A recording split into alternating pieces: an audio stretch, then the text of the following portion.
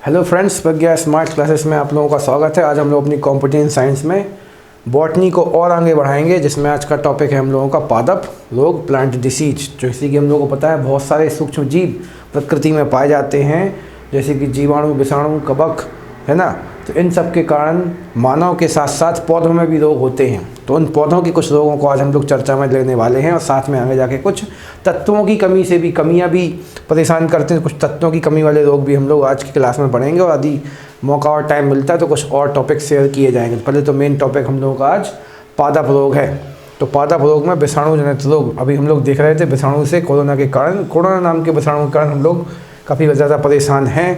तो उसी प्रकार से विषाणु जिस प्रकार से मानव को परेशान करता है, ऐसे ही पौधों को भी परेशान करता है। तो हम लोग सबसे पहले विषाणु जनित रोग या फिर वायरल डिसीज पढ़ने वाले हैं, जिसमें सबसे फेमस और इम्पोर्टेंट कौन सा है? तो आप बोलेंगे सबसे फेमस और इम्पोर्टेंट है हम लोगों का तंबाकू का मोजैक रोग। ठीक है, तंबाकू का मोजैक रोग।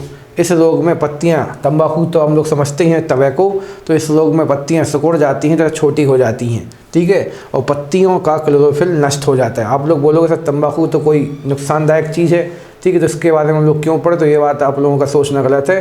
तंबाकू जो लोग सीधा खाते हैं तो वो मिसयूज है उसका, बाकी तंबाकू से बहुत सारी दवाइयाँ बनती हैं, इसलिए उसका उपयोग और संवर्धन जरूरी है। सीधा खाना नुकसानदायक है, बीड़ी सिगरेट के रूप में भी उसको लेना नुकसानदायक है।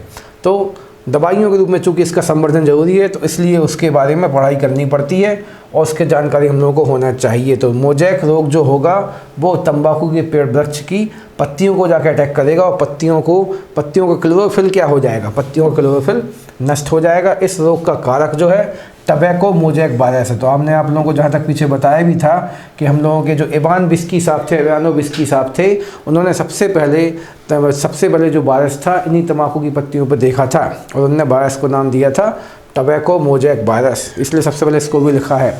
यदि आपके आसपास ऐसी तंबाकू की पत्तियां पाई गई जिनमें इस प्रकार से पत्तियां सिकुड़ गई हैं, ठीक है, और उनका रंग हरे से थोड़ा सा भूरा टाइप का हो चुका है, उनका क्लोरोफिल नष्ट हो चुका है, तो ऐसी पत्तियों को आपको इकट्ठा करना है और उनको जला देना है, आग लगा देना है, ताकि उनके अंदर जो वायरस है वो शायद ख़त्म हो जाए और आगे दूसरी पत्तियाँ या दूसरी चीज़ों से प्रभावित ना हों। नंबर 2 पे विषाणु का रोग पढ़ेंगे आप, तो पोटैटो मोजैक वायरस। वैसे मोस्टली मोजैक आपको याद रखना है।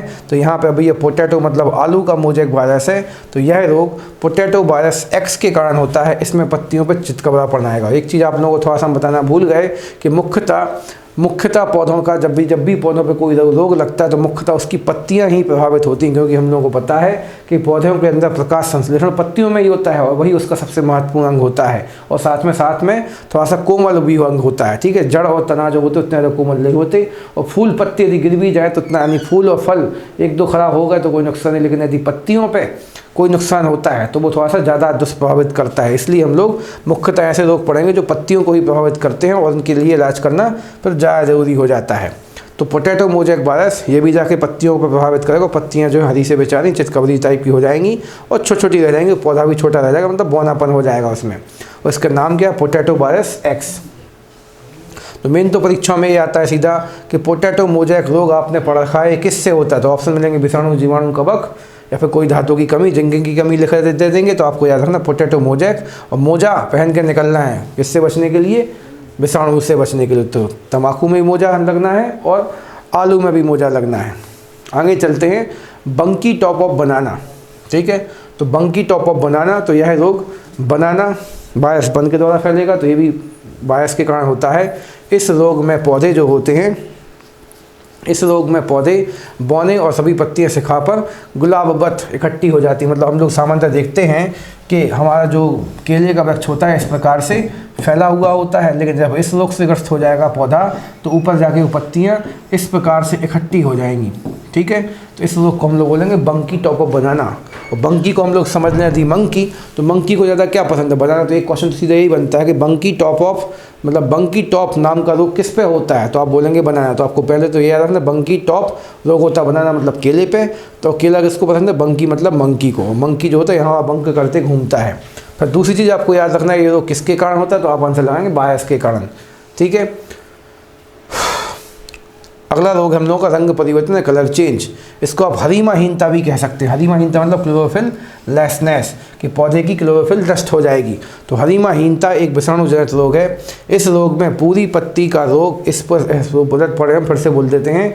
इस रोग में पूरी पत्ती का रंग पीला, सफ़ेद या मोजैक पैटर्न का हो जाता है। ठीक है, तो इसमें बीन क्लियरिंग में सिराएं पीली और अन्य भाग हरे तथा बीन बेंडिंग में सिराएं हरी और अन्य भाग में हरिमाहीनता। तो इतना कुछ खास टफ हमें समझने की जरूरत नहीं है, थोड़ा ज़्यादा लिख दिया गया है।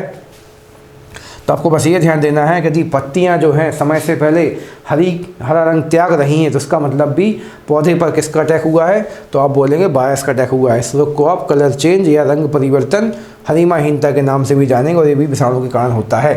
ठीक है, तो हम लोगों ने केवल 4 रोग पढ़े हैं विषाणु के कारण। तंबाकू का मोजैक, फिर अपना पोटैटो का मोजैक, अगला है बंकी टॉप ऑफ बनाना, और उसके बाद रंग परिवर्तन हरिमाहीनता, इस नाम से ज़्यादा आता है। ठीक है, क्लोरोफिल लेसनेस नाम के, तो इंग्लिश में कुछ खास नहीं है। तो हरिमाहीनता, हरिमा का मतलब है क्लोरोफिल, तो क्लोरोफिल का गुण कम हो जाएगा। ये चारों के चारों रोग विषाणु के कारण होते हैं। अब चलते हुए जीवाणु बैक्टीरिया के पास। तो जीवाणु जनित रोग है बैक्टीरियल डिसीजेस। तो उसमें सबसे पहले पढ़ना आपको आलू का सैथल रोग। पीछे हमने पढ़ा आलू का पोटैटो का मोजैक, अब आलू का सैथल, तो वाइल्ड डिसीज ऑफ पोटैटो। तो आलू का सैथल रोग जीवाणु के कारण होगा।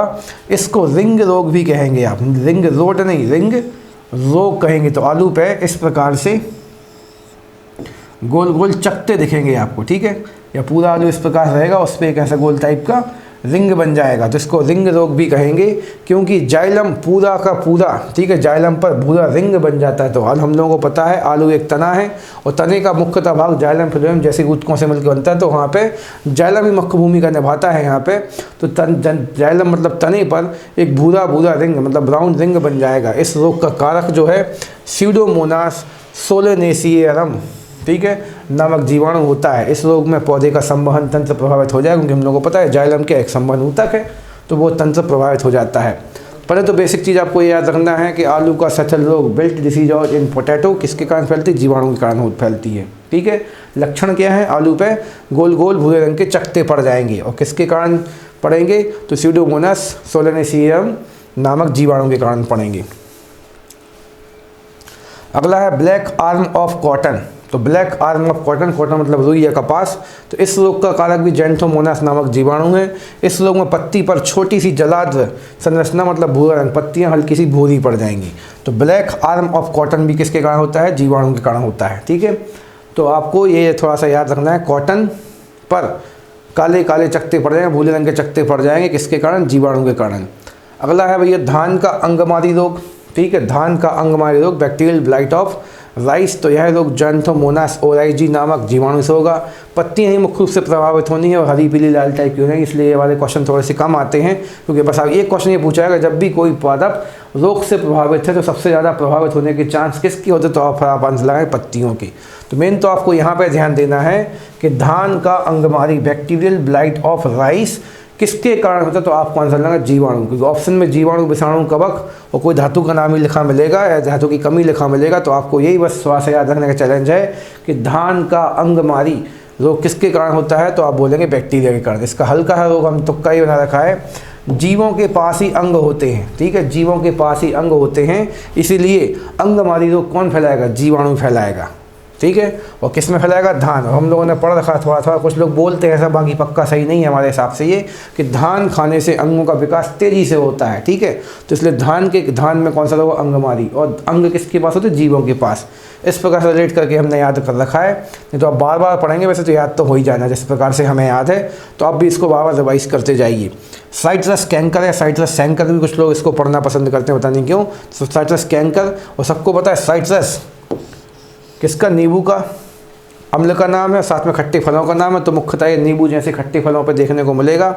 तो इस रोग का कारक जैंथोमोनास सिट्री नामक जीवाणु है। इसकी उत्पत्ति चीन में हुई थी। नींबू की पत्तियों, शाखाओं, फल सभी इस रोग से प्रभावित हो जाते हैं। ठीक है, तो मुख्य रूप से तो पत्तियां, बाकी साथ में इस बार फल भी प्रभावित देखने को मिलेंगे आपको साइट्रस कैंकर। तो ये तो आसानी से पकड़ लोगे, साइट्रस कैंकर। नींबू भी कौन खाते हैं, हम लोगों जैसे जीव खाते हैं, इसलिए ये भी किससे होगा, जीवाणु से होगा।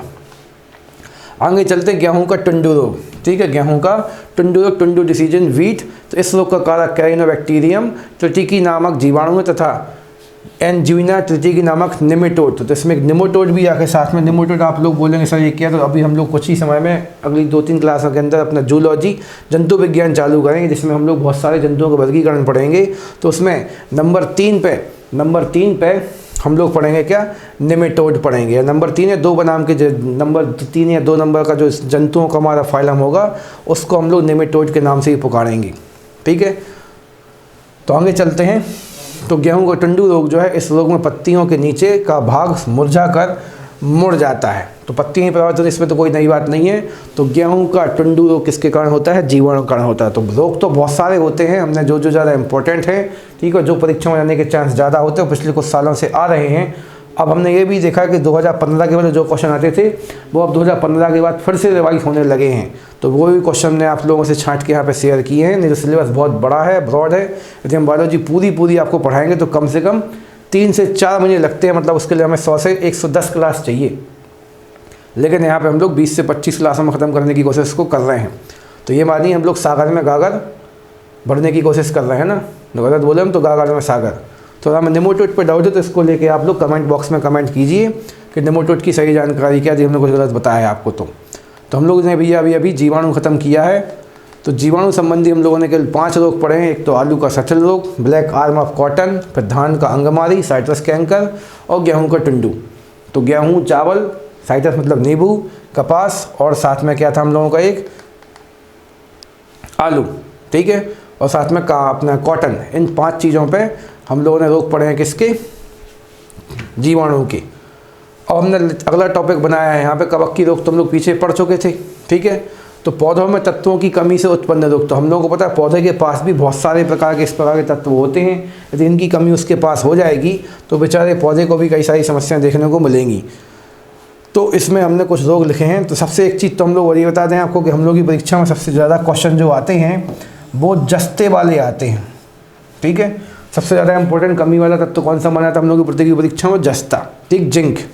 तो सबसे ज़्यादा क्वेश्चन जिंक के बनते हैं। बाकी उसके अलावा हमने यहाँ पे कुछ और चीज़ें आपसे शेयर की हैं तो उनको आप ध्यान देंगे। वैसे हमारे ख्याल से यहाँ पे पुनरावृत्ति भी सबसे ज़्यादा किसकी हुई है, जस्ते की हुई है। फिर 2 नंबर पर तांबे की हुई है, इसलिए जस्ते वाले क्वेश्चन थोड़े से ज़्यादा आते हैं। तो नंबर 1 पर भैया रोग लिखा है आम या बैगन में लिटिल लीव्स। तो आम मतलब मैंगो, बैगन मतलब ब्रिंजल। तो इन दोनों में छोटी छोटी पत्तियाँ हो जाएंगी इनकी, किसकी कमी के कारण, तो तत्व, ठीक है। तो तत्व की कमी पूरा लिख देती हमें यहाँ पे। तो किस तत्व की कमी, तो हम लोग बोलेंगे जस्ता की। तो भैया आम और बैगन जो है इनकी पत्तियों में जो छोटी रह जाएंगी, किस तत्व की कमी से, तो आप बोलेंगे जस्ते की कमी से। फिर नींबू में डाईबैक, ठीक है। तो पहले तो आप लोगों को ये भी याद रखना कि ये वाला रोग किस में होता है। तो नींबू हम लोगों को पता है जो आसानी से चीज़ों के कलर उड़ा देता है, सफाई कर देता है, ठीक है ना। चौंक गए क्या, तो वो मुख्यतः किसका बने होते हैं, नींबू जैसे अम्लीय पदार्थों के बने होते हैं। तो यदि किसी व्यक्ति ने डाई किया और डाई को बैक करना तो किससे कर दोगे, नींबू से, ठीक। डाई मतलब कलर किया है और कलर बैक करना तो किससे करेंगे, नींबू से। हमारा कलर भी उसी से डाई बैक हो जाता है, ठीक है, नींबू से। तो नींबू में डाई बैक रोग किससे होता है, तांबे से होता है, ठीक है। और हम लोगों को पता है डाई कुछ लोग किस कलर की करते हैं, तांबे के कलर की करते हैं, तांबे जैसे बाल रखते हैं। तो ये थोड़े से तुक्के बना रखे हमने याद रखने के लिए, ताकि हम परीक्षा में जाके आसानी से चीज़ों को पिक कर सकें, आप लोगों को याद करा सकें। तो नींबू में लिटिल लीफ, तो अब नींबू की पत्ती छोटी रह जाएगी। तो फिर से नींबू में दोनों लोग किसके कारण हो, तांबे के कारण हो रहे हैं, ठीक है। तो नींबू में लिटिल लीफ तांबे के कारण होने हैं। फूल गोभी में ब्राउनिंग, तो फूल गोभी में ब्राउन रंग के छोटे छोटे चकते पड़ जाएंगे, तो बा से ब्राउनिंग और बा से बोरॉन, ठीक है। बाकी आपको पहले तो फूल गोभी में ब्राउनिंग याद रखना है कि फूल गोभी मतलब हम लोगों का जो कॉलीफ्लावर है उसमें जो ब्राउनिंग रोग होगा वो बोरॉन के कारण होगा।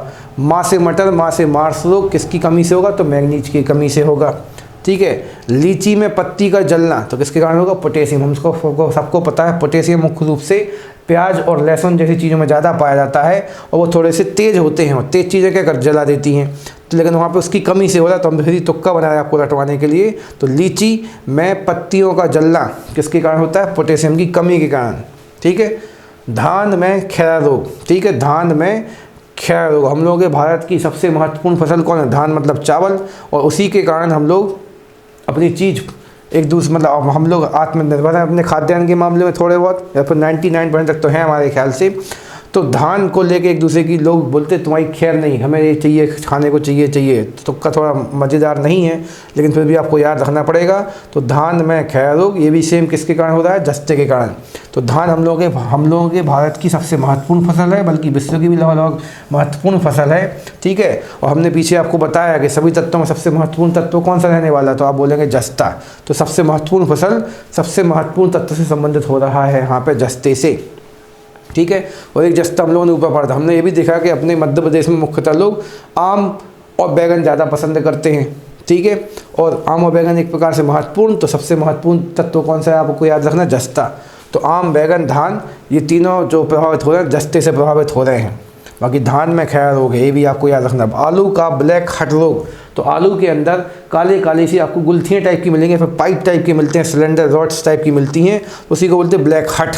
हट का मतलब जैसे झोपड़ी होती है, तो वो छोटी छोटी सी झोपड़ी बन जाएंगी कहने को उसके अंदर। तो आलू का ब्लैक हट रोग तो ये कब हो जाता है? जब उसका हम लोग कोल्ड स्टोरेज करते हैं तो उसके अंदर यदि ऑक्सीजन की कमी हो जाती है तो आलू में ब्लैक हट रोग लग जाता है। आंवले में निक्रोसिस नाम का रोग पाया जाएगा, तो किसकी कमी से? बोरोन की कमी से। तो आंवला जो है बोरोन से संबंधित है। सलजम में वाटर कोर लग जाएगी, जो किसके कारण? मैग्नीज के कारण। तो थोड़ा सा टॉपिक बोरिंग होता जा रहा है। तो सलजम में वाटर कोर लग जाएगा, किसकी कमी से? मैग्नीज की कमी से। गाजर में कोटर स्पॉट लग जाएगा, किसकी कमी से? कैल्शियम। तो हम लोगों को पता भी है गाजर जो होता है काफ़ी महत्वपूर्ण चीज़ है हम लोगों के स्वास्थ्य के लिए, और साथ में कैल्शियम भी महत्वपूर्ण है। कैल्शियम से हड्डियाँ मजबूत होती है और गाजर से आँख अच्छी होती है, दोनों का मिक्सचर ज़रूरी है। तो एक प्रकार से आप याद रख लें कि गाजर खाने से कैल्शियम मिलता है, लेकिन गाजर में यदि कोई बीमारी हो रही तो उसमें कैल्शियम की कमी हो गई है। तो गाजर मजबूत एकदम कड़क होती, कड़ाकेदार, किसके जैसी कड़क होती? कैल्शियम की जैसी, कड़कड़ की आवाज़ आती खाते समय। मक्का में वाइट वर्ड लगता, तो ये मक्का में भी, या जो मक्का है वो भी एक अनाज है, ठीक है। आजकल इसकी बहुत सी चीज़ें चल रही हैं, कॉर्न तो लोग कॉर्न फ्लोर ऐसी कई चीज़ें खाते हैं, तो वो भी मक्का भी महत्वपूर्ण हो गया। माँ से मक्का, माँ से महत्वपूर्ण।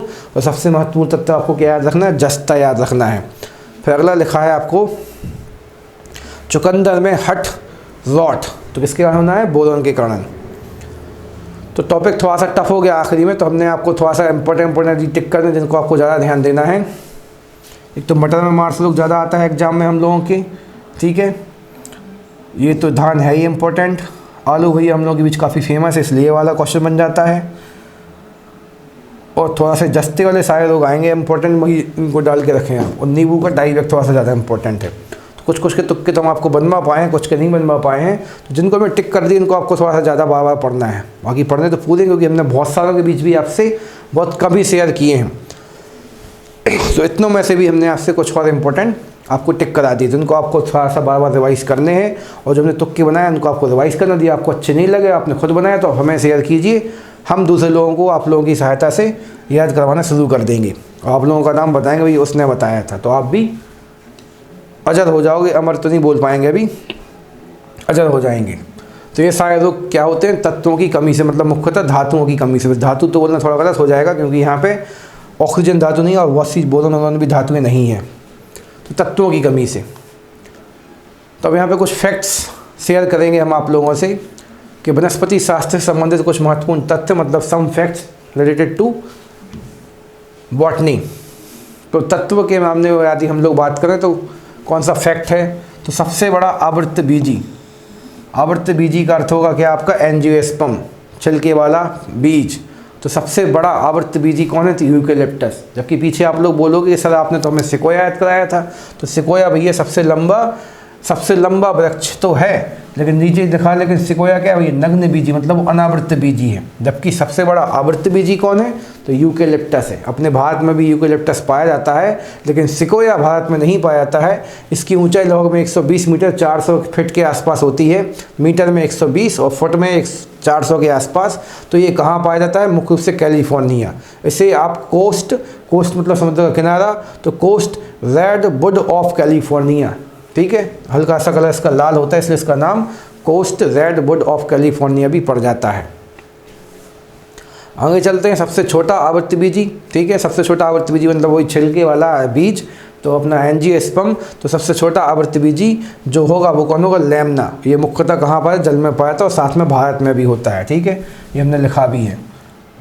और जलीय होता है। और नाम क्या है? लैम्ना। और लैम्ना मतलब मेमना, मेमना मतलब होता है बकरी के बच्चे।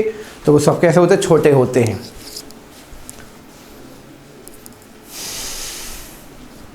तो आगे बढ़ने जारी रखते हैं। सबसे बड़ी पत्ती किसकी होगी? तो ये पत्ती विक्टोरिया रानी की होगी। तो विक्टोरिया रीजिया, यह भारत में बंगाल में पाया, सुंदरबन के डेल्टा में पाया जाएगा। ठीक है, तो भारत में बंगाल में पाया था। तो विक्टोरिया रानी को तो हम लोग जानते हैं, तो सबसे बड़ी रानी है एक प्रकार से। तो सबसे बड़ी पत्ती विक्टोरिया रीजिया पत्ते की होगी, यानी वृक्ष की होगी। सबसे बड़ा बीज, ठीक है, 12 इंच तक लिखना है यहाँ पे, थोड़ा सा प्रिंटिंग मिस्टेक आप लोग सुधार लेना। तो 12 इंच तक लंबा होता है, बहुत होता है 12 इंच, मतलब लगभग 1 फीट लंबा बीज मिलेगा आपको। ठीक है, आप लोग बोलो साहब आपने साइकस पढ़ा, तो सबसे बड़ा बीजांड, बीजांड का मतलब होता है उसके बीजों के अणु, तो वो अंदर होते हैं। लेकिन ये बीज जैसे आम की गुठली बहुत बड़ी होती है। ठीक है, तो बस फिर भी 1 इंच यानी 12 इंच लंबी तो नहीं होगी। तो सबसे बड़ा बीज किस में पाया? तो कोकोडीमर। ठीक है, प्रजाति क्या है इसकी? लुडेसिया मलाडिविका। तो इतना इंपॉर्टेंट, बस आपको तो इतना याद रखना है, कोकोडीमर। तो सबसे बड़े बीज के कारण लोग, सबसे बड़े बीज को लोग पाने के लिए मरेंगे। तो कोकोडीमर हमें चाहिए, ऐसा कुछ तो कहना के रख लेते हैं हम लोग यार। सबसे छोटा टेरिडोफाइटा, टेरिडोफाइटा मतलब हम लोग एक प्रकार से झाड़ीदार पौधे। ठीक है, तो सबसे छोटा टेरिडोफाइटा जिसमें कौन है? एजोला, और यह भी एक जलीय पादप है। तो सबसे छोटा टेरिडोफाइटा कौन होगा? एजोला। तो सबसे इंपॉर्टेंट तो आप लोगों को ये शुरू के 2 फैक्ट तो याद रखने हैं कि सबसे बड़ा आवृत्तबीजी यूकेलिप्टस, और सबसे लंबा पौधा दुनिया का सबसे लंबा कौन? संसार का सबसे लंबा वृक्ष चाहे किसी भी कुल का हो तो वो सिकोया है, लेकिन वो किस कुल में आता? तो आपको याद रखना नग्नबीजी। उसकी स्थिति क्या है? तो कैलिफोर्निया। उसका अन्य नाम क्या है? तो कॉस्ट रेडवुड ऑफ कैलिफोर्निया। आगे बढ़ना जारी रखते हैं क्योंकि टॉपिक थोड़ा सा लेंदी है और कुछ चीज़ें इसमें बोरिंग करने वाली भी हैं। बोर करने वाली, बोरिंग है मतलब, तो स्पीड बना के रखेंगे। सबसे छोटे बीज किसके होते? तो ऑर्किड के। सबसे लंबा भैया आपने पढ़ा किसका नाम था? सबसे लंबा नाम था पीछे आपका कोकोडीमर का, जिसको पाने के लिए लोग मर रहे थे। इसी प्रकार छोटा, सबसे छोटा बीज किसका होगा? तो आप बोलेंगे ऑर्किड का। ठीक है, और सबसे छोटा पुष्प किसका है? तो आप बोलेंगे बुल्फिया का। सबसे, अब फूलों की बात आने लगी बीज की बात। सबसे छोटा पुष्प किसका होगा? तो बुल्फिया का। तो मात्र 0.1 mm का, मतलब बहुत छोटा होता है, आसानी से दिखेगा भी नहीं कहने को। ठीक है, तो सबसे छोटा फूल किसका होता है? बुल्फिया नाम के वृक्ष का होता है। और सबसे बड़ा पुष्प किसका होता है? तो रैफ्लेसिया ऑर्नोल्ड। और ऑर्नोल्ड को लोग जानते हैं, काफ़ी बड़ा फेमस अपना मुक्केबाज बॉक्सिंग खिलाड़ी है। ठीक है, ऑर्नोल्ड साहब। तो सबसे बड़े हैं वो पुष्प के मामले में। ठीक है, इसका तुक्का इस प्रकार से याद रख लेंगे। फिर सबसे छोटा आवृत्तबीजी परजीवी। तो ऐसा होगा कि आवृत्तबीजी तो होगा लेकिन दूसरों के साथ चिपक के ये अपने पोषणों को लेगा। तो आर्सीथोबियम, एक द्विबीजपत्री जो नग्नबीजी हो, और यह द्विबीजपत्री तो कुछ खास नहीं लगा। आप तो बस आर्सीथोबियम को याद रख लें, बाकी चीज़ों को पढ़ के भी आपका दिमाग नहीं भटकाते हैं हम। तो आर्सीथोबियम जो ऐसा पौधा जो अपने आप को दूसरों को थोप देता है। ठीक है, तो परजीवी है लेकिन साथ में कैसा? आवृत्तबीजी है। अब आया भाई सबसे बड़ा नरयुग्म में। तो सबसे बड़ा नरयुग्म साइकस का होगा। ठीक है, और साइकस किस कुल में आता? नग्नजीवी में, मतलब अनावर्तबीजी जिम्नोस्पर्म में आता है। तो नरयुग्म मतलब बीजों के अंदर पाए जाने वाले गुण होते हैं। ठीक है, जिसको हम लोग अंडाणु शुक्राणु के नाम से जानते हैं। और सबसे बड़ा बीजांड तो वो भी किसके पास होता है? तो साइकस के पास ही होता है, ना कि बीज होता है। बीजांड मतलब ओब्यूल टाइप की चीज़। और जीवाश्म के नाम से भी कौन फेमस है? तो मोस्टली साइकस ही फेमस है। और भी पौधे में, बाकी सबसे ज़्यादा हम लोग की प्रतियोगी परीक्षाओं में साइकस आता है। सबसे छोटे गुणसूत्र किस में पाए जाते हैं? तो आप बोलेंगे शैवाल में पाए जाते हैं गुणसूत्र, ना कि कोशिका। कोशिका तो थोड़ी सी बड़ी चीज़ है, गुणसूत्र और छोटी चीज़ है। सबसे लंबे गुणसूत्र किस में? तो ट्राइलियम में। ये आपको याद रखना है। और सबसे ज़्यादा गुणसूत्र वाला पौधा, ये पीछे हम आपसे जहाँ तक शेयर कर चुके, तो ओफियोग्लोसम। इसके पास कितने सारे गुणसूत्र हैं? तो लगभग में कितने हैं? 1300। ठीक है, तो ओफियोग्लोसम के पास 1300 के आसपास गुणसूत्र पाए जाते, 1266। सबसे कम गुणसूत्र वाला पादप कौन सा है? तो हैप्लोपोपस ग्रेसिलस। तो जो आपका ये हमने ऊपर ओफियोग्लोसम बोला है, ये सभी जंतुओं में भी सबसे ज़्यादा गुणसूत्र वाला जीव होगा। ठीक है, और साथ में पेड़ पौधों में तो है ही ज़्यादा, लेकिन सबसे कम गुणसूत्र वाला पादप कौन सा? तो हैप्लोपोपस ग्रेसिलस। तो यहाँ पर थोड़ा टॉपिक बोरिंग हो गया, तो जो ज़्यादा इंपॉर्टेंट है, जो आपको पक्का याद रखना है, उनको हम थोड़ा टिक कर दें। तो आपको ये याद रखना है, ये याद रखना है।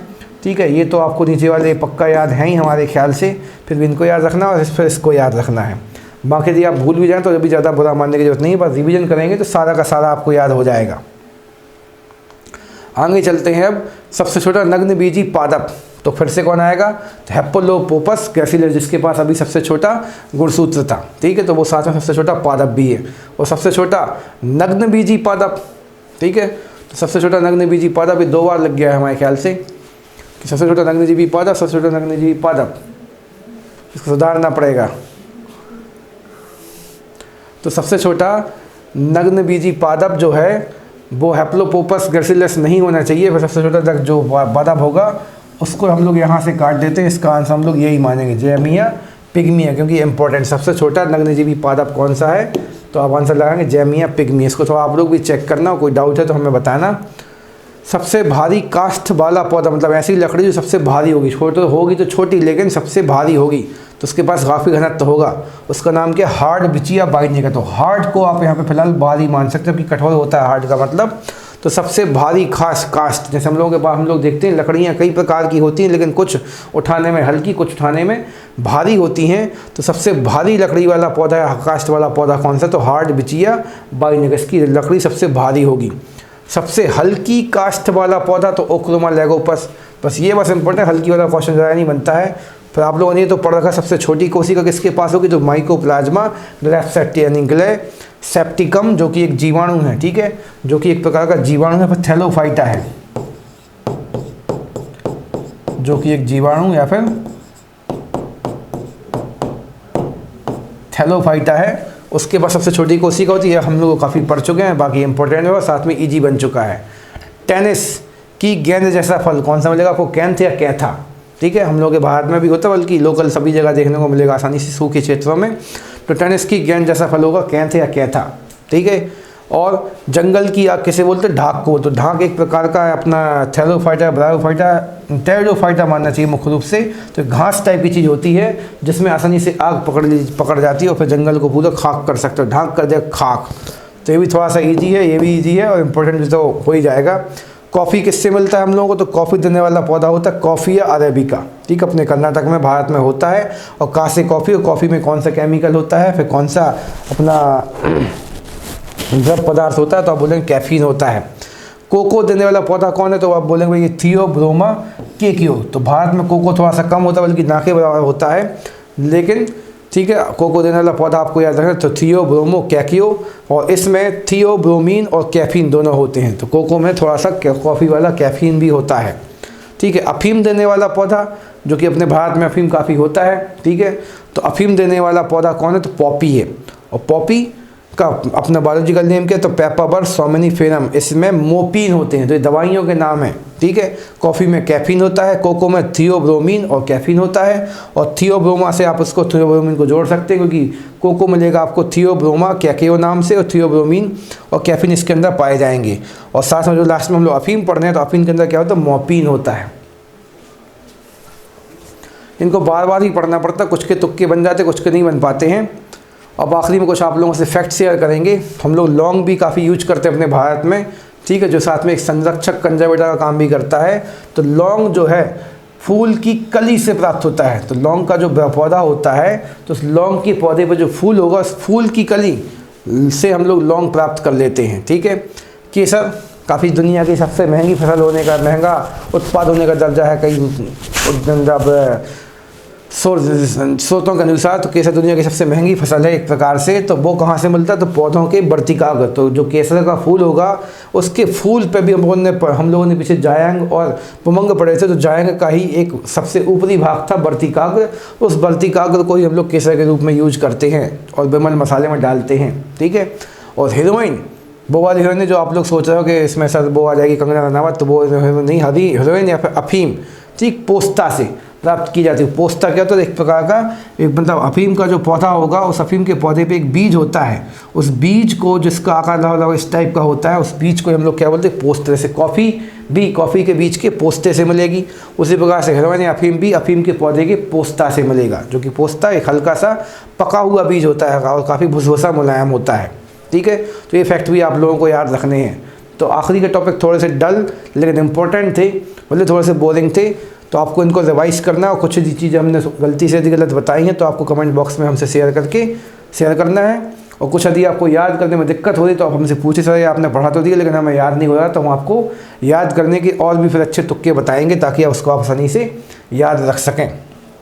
तुक्के कोई बोले ट्रिक बताएंगे, ठीक है, आप लोगों की लैंग्वेज में ट्रिक बताएंगे ताकि आपका इंटरेस्ट बढ़ जाए और आसानी से आप एग्जाम में पढ़ सकें, यानी ऑप्शन पिक कर सकते। तो पता तो आपका काम है, इसको कम से कम 2 बार रिवाइज कीजिए ताकि आपके दिमाग में रुकें, क्योंकि यहाँ से एक ही क्लास से शायद 2 क्वेश्चन आ जाएँ आपके पास।